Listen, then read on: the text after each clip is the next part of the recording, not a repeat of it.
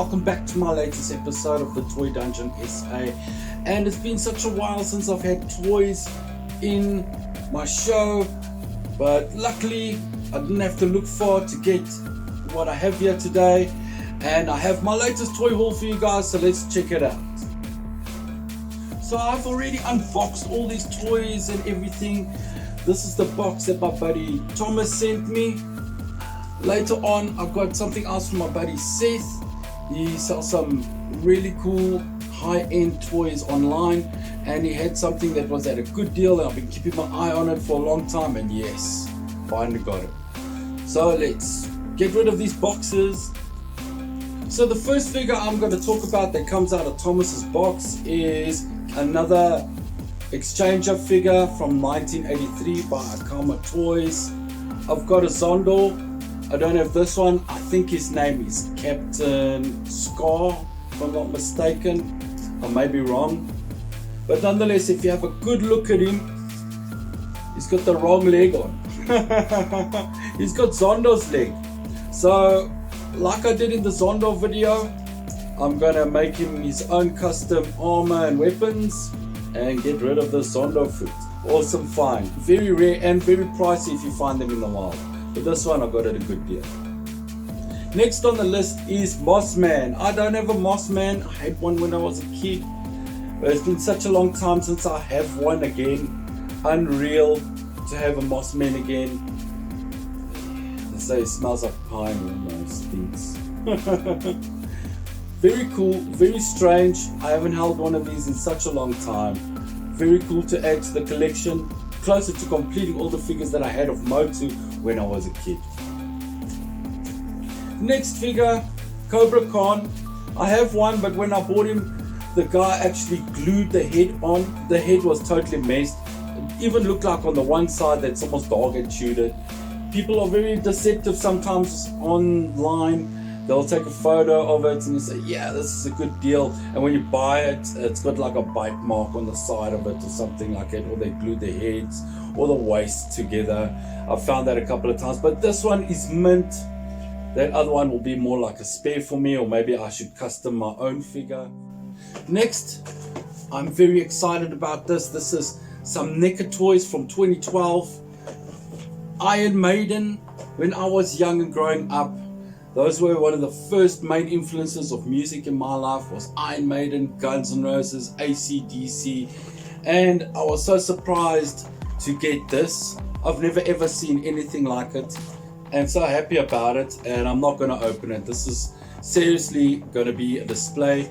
This is from the Iron Maiden album, The Final Frontier, and obviously that is Eddie, their mascot.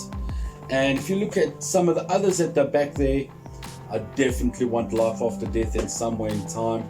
That is my favorite album, Life After Death. Yes, The Final Frontier. And I got Iron Maiden self-titled album, their first album. It's the same as their CD cover.